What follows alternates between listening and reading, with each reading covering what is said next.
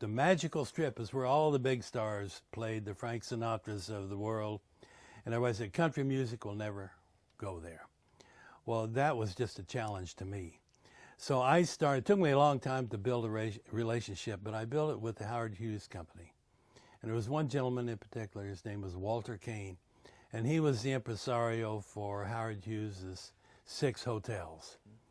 And he kept telling me, he said, it'll never go in Las Vegas, downtown, but the people out on the Strip just don't buy country music. And I said, I guarantee you those are the same people in your showrooms out there, and they're from Tulsa, Oklahoma, they're from Oklahoma City, they're from Wichita, Kansas. Well, that's true. So I finally got him to try it one time at one of his hotels. This is like after a year, I kept going. I went almost every other week to see him. And finally, I started to leave one time. I never could see him, but he had 6 secretaries. And I started to walk out, and his one lead secretary there said, Mr. Kane. She went in, and she was talking real rough to him. She said, Mr. Halsey's been out here every week for the last 6 weeks. At least give him 5 minutes of your time. You're not that busy. And she took his phone and took it out of his hand and put it on. Well, I thought maybe she'd get killed or something. So I went in. So he said, and this is how things work. He said, country music just won't work on the Strip. And about that time, he gets a phone call. And he said, oh. Yeah, he said, well, I just had, I forget who it was, canceled 2 weeks at the Landmark, and he was going to open next week. I said, well, let's try our country music. It won't work. I said, it will. So we went in there with our first show, and it was Leroy Van Dyke, and it was, I forget who all was on that first show, called Country Music USA. We went in there for 2 weeks, and I put a variety show together of Leroy and 2 or 3 other great artists. Well, it just sold out the room, and it was terrific. But the Landmark was a block off of the Strip. It was next to the Hilton Hotel, but it wasn't considered on the Strip. And he said, well, it'll go all right there, we can see, but it won't go on the Strip. So almost the same thing happened, and we're playing Roy Clark in there, and I'm sitting in the Walter Kane's booth with him, watching Roy, while the audience at the Landmark Hotel. And he gets another phone call. He had a red phone. I have one in there.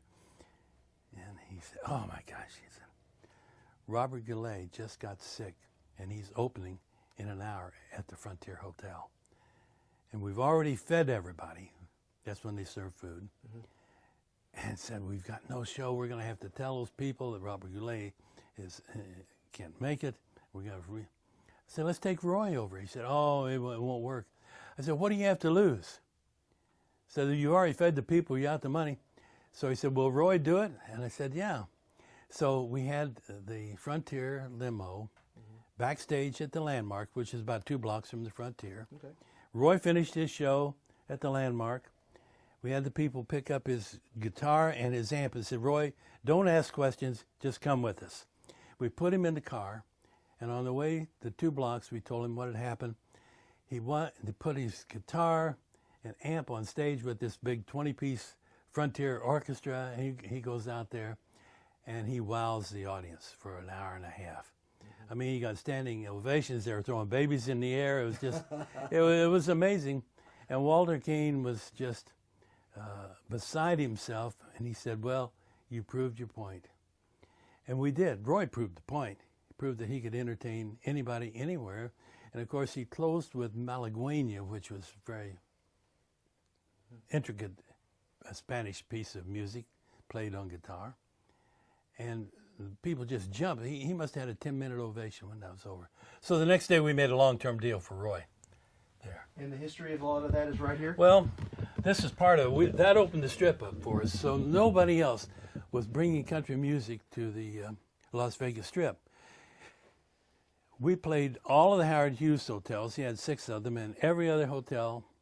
So I made it a point to, this is all a rather complicated promotion, but my goal was to have all of the hotels with my artists in them. at a particular time. Once a year, they have the big fair buyers meeting in Las Vegas, where every fair buyer in America comes to Las Vegas. And so it took us a year to do. I'd played all these hotels, but it took us a year to put together. I had 9 hotels with 18 of our artists playing. So when the fair buyers came in for that 4-day buying spree that they're going to buy for the next year's fairs, the only thing they could see in town were Halsey Company acts. The only thing were the billboards, just as you leave the airport and you go, every billboard, Tammy Wynette, the Judds, Freddie Fender, Roy Orbison, whatever it was. So I don't have marquees of all, but these are just part of it. And of course we had the Judds and Nitty Gritty Dirt Band at the Hilton. And we had the Oak Ridge Boys and Forrester Sisters at Caesar's Palace.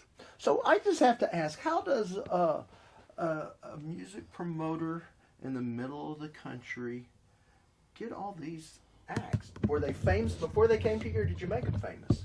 Well, some of them we helped make them famous, and some of them were famous when they came to us. And some of them came and said, well, my career, I've kind of seen the best part of my career.